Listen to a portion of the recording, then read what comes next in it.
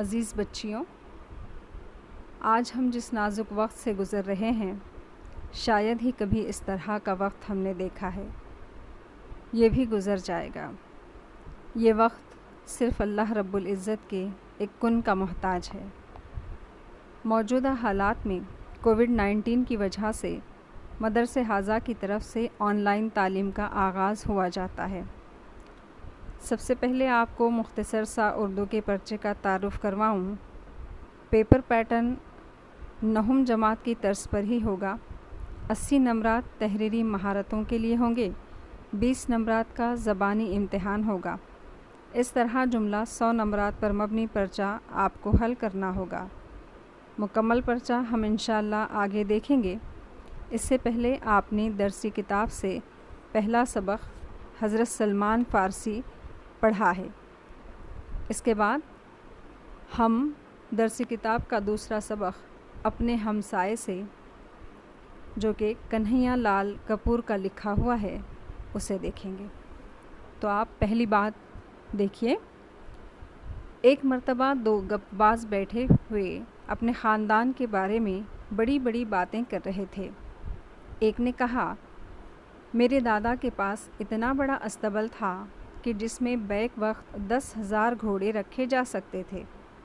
دوسرے نے کہا، میرے نانا کے پاس اتنا طویل بانس تھا کہ جب وہ اسے لے کر گھر کی چھت پر کھڑے ہوتے تو بانس بادلوں تک پہنچ جاتا، جب چاہے بادلوں کو ہلا کر بارش برسا لیتے۔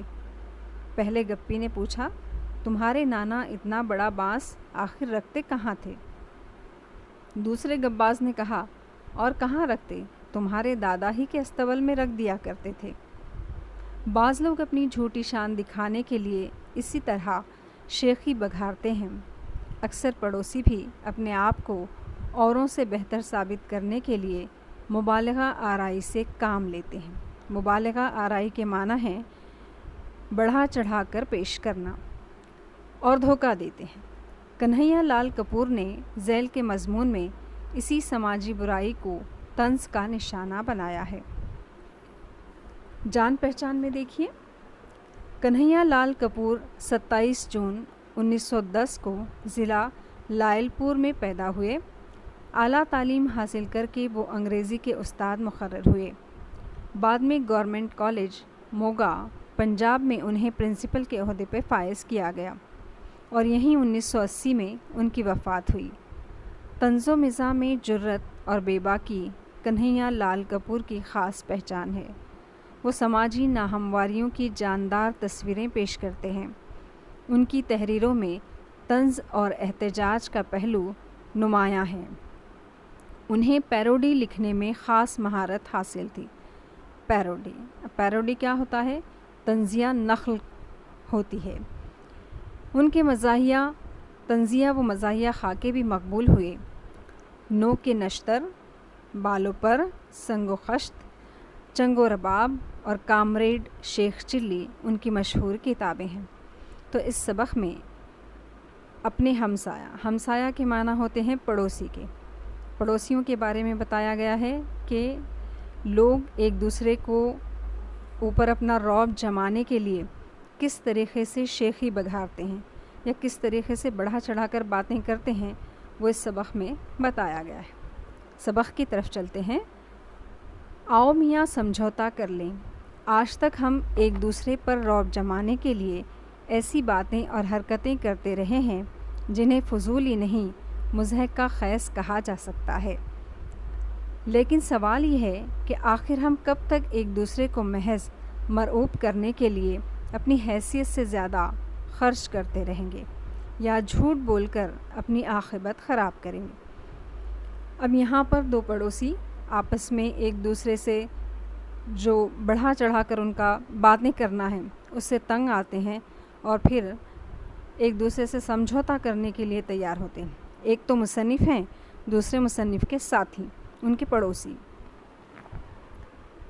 اور یہ کہتے ہیں کہ ہم لوگ جو ہے اب کیا کرتے ہیں، ایک دوسرے سے بات کر کے اپنے ساری جو ہم ایک دوسرے کو طنز جو ہم کرتے ہیں اس کو ختم کریں گے، تاکہ ہمارا جھوٹ بولنا بھی ختم ہو جائے اور ہماری دوستی بھی برقرار رہے۔ کیوں نہ ہم اس حقیقت کو تسلیم کر لیں کہ ہم دونوں میں سے کوئی بھی رئیس ابن رئیس نہیں۔ رئیس ابن رئیس اس کے معنی ہے خاندانی امیر، بلکہ تم ایک معمولی تاجر ہو اور میں ایک معمولی معلم ہوں۔ یعنی کون تھے؟ مصنف معلم ہیں اور ان کے جو پڑوسی ہیں وہ تاجر ہیں، اور دونوں پچھلے 5 برس سے ایک دوسرے کو دھوکہ دینے کی بیکار کوشش کر رہے ہیں۔ چنانچہ اگر تم کہتے ہو کہ تمہارا بھائی دلی میں میجسٹریٹ ہے تو میں تمہیں مطلع کرتا ہوں میرا بھائی الہ آباد ہائی کورٹ کا جج ہے۔ میجسٹریٹ کے معنی ہوتے ہیں جج، تو میرا بھائی الہ آباد ہائی کورٹ کا جج ہے۔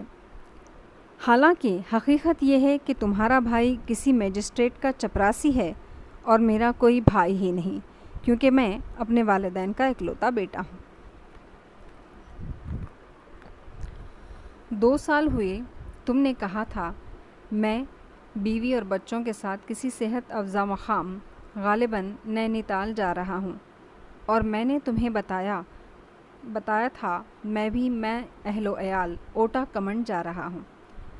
اب مصنف کہتے ہیں کہ 2 سال ہوئے مصنف کے دوست ان کی بیوی بچوں کے ساتھ کسی صحت افزا مقام یعنی نینی تال جا رہے ہیں، اور مصنف نے بتایا کہ میں بھی کیا کر رہا ہوں، اپنے بیوی بچوں کے ساتھ اوٹا کمنڈ جا رہا ہوں۔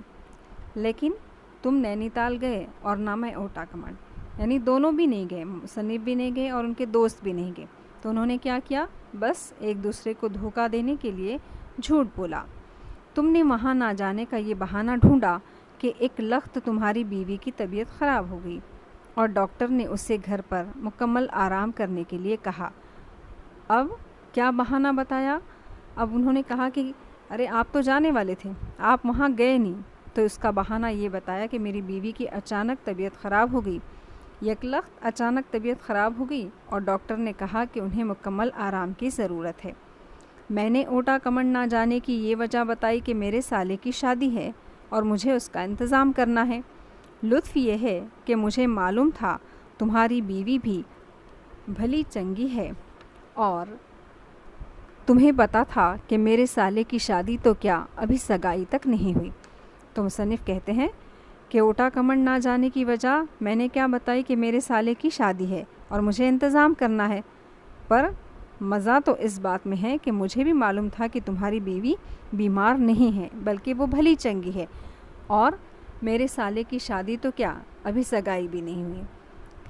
پچھلے دنوں جب تم نے مجھ پر رعب جمانے کے لیے قسطوں پر ایک فریج خریدا تو میری بیوی میری سر ہو گئی کہ ہمارے گھر میں فریج ضرور ہونا چاہیے۔ چنانچہ نہ چاہتے ہوئے بھی مجھے فریج خریدنا پڑا۔ یعنی ہم کیا کرتے ہیں کہ ہماری جتنی حیثیت ہے اس سے زیادہ ہم خرچ کرنے کی کوشش کرتے ہیں۔ کس لیے؟ اپنے لیے نہیں بلکہ دوسروں کو دکھانے کے لیے۔ تو مصنف کہتے ہیں کہ تم نے کیا کیا؟ مجھ پر اپنا رعب جمانے کے لیے ایک فریج خریدا۔ تو میری بیوی کو جب یہ بات پتہ چلی تو اس نے کیا کیا؟ مجھے بھی فریج خریدنے کے لیے بہت زیادہ پریشان کیا۔ اب سنا ہے کہ تم قسطوں پر ٹیلی ویژن سیٹ خریدنا چاہتے ہو، خدا کے لیے ایسا نہ کرنا ورنہ میں تباہ ہو جاؤں گا۔ فریج کی قسط بھی بڑی مشکل سے ادا کرتا ہوں، اور اگر ٹیلی ویژن کی قسط بھی ادا کرنی پڑی میرا تو دیوالیہ ہی پٹ جائے گا۔ دیوالیہ پٹ جانا یعنی بہت بڑا نقصان ہونا۔ میں جانتا ہوں کم و بیش تمہارا بھی یہی حال ہے۔ تو مصنف کہتے ہیں کہ پہلے تم نے فریج خریدا تو میری بیوی نے زبردستی مجھے فریج خریدنے کے لیے مجبور کیا۔ اس کے بعد اب مجھے پتہ چلا ہے کہ تم ٹیلی ویژن خریدنا چاہتے ہو، لیکن اب وہ کہتے ہیں کہ خدا کے لیے تم ایسا نہ کرو ورنہ کیا ہو جائے گا کہ میری بیوی مجھے پھر ٹیلی ویژن خریدنے کے لیے بہت زیادہ اصرار کرے گی، اور اب میں پہلے ہی فریج کی قسط بھر رہا تھا، اب اگر میں یہ بھی ٹیلی ویژن کی قسط بھروں تو میرا بہت بڑا نقصان ہو جائے گا۔ اور میں جانتا ہوں کہ میں جس حال سے گزر رہا ہوں تمہارا بھی یہی حال ہے۔ یعنی بقول شاعر تم مسکرا رہے ہو مگر جانتا ہوں میں بہتر تمہارا حال نہیں میرے حال سے۔ یعنی سب کے سامنے سب کو دکھانے کے لیے تم مسکراتے ضرور ہو، لیکن میں یہ جانتا ہوں کہ میں جس حال سے گزر رہا ہوں یا میرا جو حال ہے وہی حال تمہارا بھی ہے۔ یہ دوسری بات ہے کہ تم کھلے بندوں کبھی اس بات کا اعتراف نہیں کرو گے ہم دونوں ایک ہی ناؤ میں سوار ہیں۔ کھلے بندوں یعنی سب کے سامنے۔ مصنف کہتے ہیں کہ تم سب کے سامنے اس بات کا اعتراف نہیں کرو گے، لیکن میں جانتا ہوں کہ تمہارا اور میرا حال کچھ الگ الگ نہیں ہے، بلکہ ہم ایک ہی ناؤ میں سوار ہیں۔ کبھی کبھی تم میرا قافیہ تنگ کرنے کی خاطر اپنی بیوی کے لیے قیمتی ساڑی یا زیور لے آتے ہو۔ اسے پہن کر جب تمہاری بیوی شیخی بگھارتی ہے، یہ ساڑی 500 میں آئی ہے۔ قافیہ تنگ کرنا، اس کے معنی ہے پریشان کرنا۔ تو مصنف کہتے ہیں کہ تم کبھی کبھی مجھے پریشان کرنے کے لیے کیا کرتے ہو؟ اپنی بیوی کو قیمتی ساڑی یا زیور لے آتے ہو۔ اسے پہن کر جب تمہاری بیوی شیخی بگھارتی ہے کہ یہ ساڑی کتنے کی ہے؟ 500 کی ہے، یہ زیور 2000 روپے کا ہے، تو میری بیوی کے سینے پہ سانپ لوٹنے لگتے ہیں۔ سینے پر سانپ لوٹنا، اس کے معنی ہے حسد کے مارے بے چین ہو جانا، اور وہ مجھے اسی دن فرمائش کرنے لگتی ہے کہ اس سے قیمتی ساڑی یا زیور لائیے، نہیں تو مجھے کھانا ہضم نہیں ہوگا اور نہ ہی نیند آئے گی۔ یعنی عورتوں کی یہ خاص فطرت ہوتی ہے کہ اگر کسی کے پاس کچھ دیکھ لے تو انہیں یہ لگتا ہے کہ وہ چیز ہمارے پاس بھی ہونی چاہیے، جبکہ ایسا ہونا نہیں چاہیے۔ لیکن مصنف بتاتے ہیں کہ اب تم کوئی چیز خرید کر نہ دو، کیونکہ جو چیز تمہارے گھر آتی ہے میری بیوی اسی چیز کے لیے ضد کرتی ہے اور مجھے مجبوراً وہ چیز خرید کر اسے دینی پڑتی ہے۔ گزشتہ اتوار کو تمہاری بیوی نے اپنے بچے کے جنم دن پر 25 عورتوں کو مدعو کیا۔ مدعو کرنا، دعوت دینا۔ اب میری بیوی کا تقاضا ہے کہ 2 ہفتوں کے بعد جب میں اپنے بچے کا جنم دن مناؤں گی تو کم سے کم 50 عورتوں کو دعوت دوں گی، ورنہ ہمسائے کی نظر سے گر جاؤں۔ یعنی ہمسائے پڑوسی نے کیا کیا؟ 25 لوگوں کو دعوت دی۔ تو اب مصنف کی بیوی کا کہنا ہے کہ انہوں نے 25 لوگوں کو بلایا، ہم کم از کم 50 لوگوں کی دعوت کریں گے، ورنہ کیا ہوگا کہ ہمارے پڑوسیوں کی نظروں میں ہماری کوئی عزت نہیں رہے گی۔ ہر بات میں ایک دوسرے کو نیچا دکھانے کی تمنا یہ رنگ لائی ہے کہ اب بیماریوں کے معاملے میں بھی ہم ایک دوسرے سے بازی لے جانے کی کوشش کرنے لگے۔ یعنی حالات اتنے خراب ہو گئے ہیں، ہم ایک دوسرے کو نیچا دکھانے کے لیے اتنی زیادہ حد سے آگے بڑھ گئے ہیں کہ اب ہم بیماریوں کے بارے میں بھی یہ نہیں سوچ رہے ہیں کہ یہ بیماری ہے، بلکہ ہم اس سے بھی ایک دوسرے سے مقابلہ کرنے کی کوشش کرنے لگے ہیں۔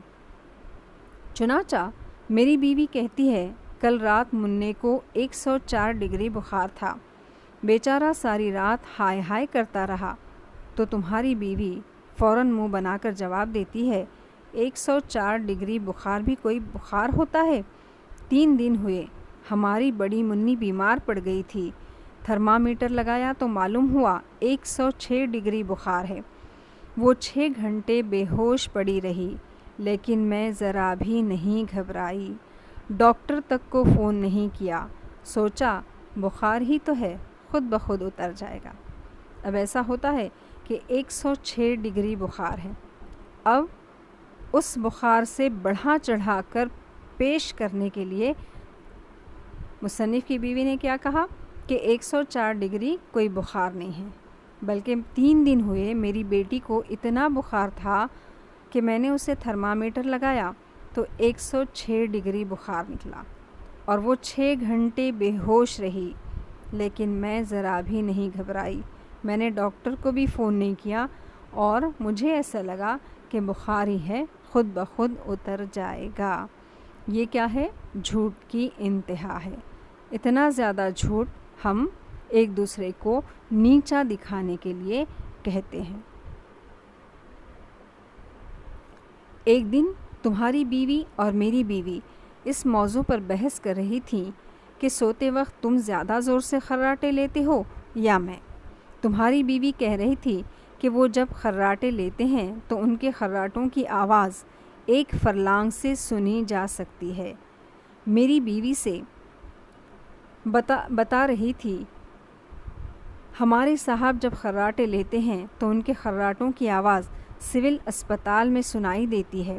کئی بار ڈاکٹر ہمارے گھر پوچھنے کے لیے آتے ہیں کہ خیریت تو ہے۔ تو یہ کیا ہو گیا کہ بہت زیادہ ایک دوسرے کو نیچا دکھانے کے لیے اس طرح کی باتیں کر رہی تھی۔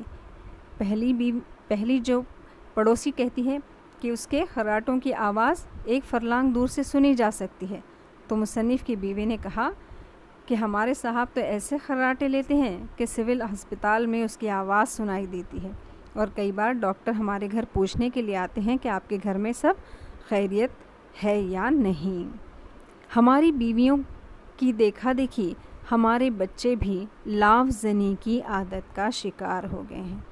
لاف زنی کرنا، ڈینگے مارنا۔ لاف زنی کے معنی ہے ڈینگے مارنا۔ تو یہ عادت کس میں تھی؟ بیویوں میں تھی۔ بیویوں سے اب کس میں منتقل ہو گئی؟ بچوں میں منتقل ہو گئی، کیونکہ بچے وہی کرتے ہیں جو وہ اپنے گھر میں دیکھتے ہیں۔ اگر تمہارا بچہ کہتا ہے مجھے ہر روز 2 روپے جیب خرچ کے لیے ملتے ہیں، تو میرا بچہ اس کا مذاق اڑاتے ہوئے جواب دیتا ہے، اوہ صرف 2 روپے، ہمیں تو ہر روز 5 روپے ملتے ہیں۔ یعنی اب یہ عادت کس میں آ گئی؟ بچوں میں آ گئی، کیونکہ بچے بھی کیا کر رہے تھے اپنے گھر میں؟ یہ ساری باتوں کو وہ دیکھ رہے تھے کہ ہماری گھر میں کس طرح سے جھوٹ بولا جاتا ہے، کس طرح سے ہم ایک دوسرے کا مذاق بناتے ہیں، کس طرح سے ہم ایک دوسرے کو بڑا چڑھا کر دکھانے کی کوشش کرتے ہیں۔ تو جب پڑوسی کا بچہ کہتا ہے کہ ہمارے پاس کیا ہے، ہمیں 2 روپے جیب خرچ کے لیے ملے ہیں، تو میرے بچے نے کہا کہ صرف 2 روپے، ہمیں تو 5 روپے ملتے ہیں۔ اگر تمہارا بڑا لڑکا کہتا ہے میرے باپ نے ایک دفعہ مٹی کا تیل بلیک مارکیٹ میں فروخت کر کے 7,000 روپے کمائے تھے، تو میرا لڑکا اس سے بازی لے جانے کی نیت سے اسے بتاتا ہے میرے ڈیڈی نے ایک مرتبہ اسکول کے فنڈ سے 10,000 روپے اڑا لیے تھے۔ تو جھوٹ کی کیا ہو گئی؟ انتہا ہو گئی۔ پڑوسی کا بچہ کہتا ہے کہ میرے والد نے کیا کیا، مٹی کا تیل بلیک مارکیٹ میں فروخت کیا اور 7,000 روپے کمائے۔ تو مصنف کے لڑکے نے کہا اس سے بڑھ کر کہ میرے ڈیڈی نے ایک مرتبہ اسکول کے فنڈ سے 10,000 روپے اڑا لیے، جبکہ ایسا اصل میں کچھ بھی نہیں تھا۔ لیکن بچے بھی کیا کرتے ہیں، ایک دوسرے سے بازی لے جانے کے لیے اس طرح کا جھوٹ بولتے ہیں۔ صورتحال اتنی نازک ہو گئی کہ ڈر لگتا ہے کہ کسی دن ہم دونوں اپنے بچوں یا بیویوں کے بیانات کی بنا پر گرفتار نہ کر لیے جائیں۔ اس لیے آؤ آج سے سمجھوتا کر لیں، آئندہ نہ ہم اور نہ ہماری بیویاں اور نہ بچے ایک دوسرے پر رعب ڈالنے کی کوشش کریں گے، بلکہ بڑی شرافت کے ساتھ تسلیم کر لیں گے کہ ہم دونوں معمولی حیثیت کے آدمی ہیں، اور اگر ہم یہ سمجھتے ہیں کہ ہم رئیس ہیں تو ایک دوسرے کو نہیں، صرف اپنے آپ کو دھوکہ دے رہے ہیں۔ تو آخر میں اس سبق میں یہ بتایا گیا ہے، مصنف کہتے ہیں کہ اب اس قدر صورتحال نازک ہو گئی ہے کہ مجھے ڈر لگ رہا ہے کہ کہیں ہم اپنے بچوں اور بیویوں کے اس طرح کے بیانات یا اس طرح کی باتوں کی وجہ سے گرفتار نہ کر لیے جائیں، اور اس سے بہتر ہے کہ ہم آج سمجھوتا کر لیتے ہیں کہ ہم آئندہ اس طرح کا جھوٹ نہیں بولیں گے، ایک دوسرے کو نیچا دکھانے کی کوشش بھی نہیں کریں گے، اور نہ ہی ہم ایک دوسرے کے اوپر رعب جمانے کی کوشش کریں گے، بلکہ بڑی شرافت کے ساتھ آج ہم اس بات کو تسلیم کر لیتے ہیں کہ ہم دونوں بھی کیا ہیں، ایک معمولی حیثیت کے آدمی ہیں، اور ہم یہ سمجھتے ہیں کہ ہم رئیس ہیں، تو ہم کیا کر رہے ہیں، صرف ایک دوسرے کو دھوکہ دینے کی کوشش کر رہے ہیں۔ تو ہمیں کیا کرنا چاہیے، ایک دوسرے کو دھوکہ نہیں دینا چاہیے، بلکہ ہماری جو حیثیت ہے بس ہم کو اسی حیثیت پر ثابت قدم رہنا چاہیے، اور ہمیں ایک دوسرے کو نیچا دکھانے کی کوشش بھی نہیں کرنی چاہیے۔ تو اس طرح سے بچوں آپ کا یہ دوسرا سبق یہاں پر ختم ہوتا ہے۔ انشاءاللہ اس کے بعد ہم آپ کو اس کے اوپر کے اقتباسات بتائیں گے، اور اقتباس میں آپ کو آگے مکمل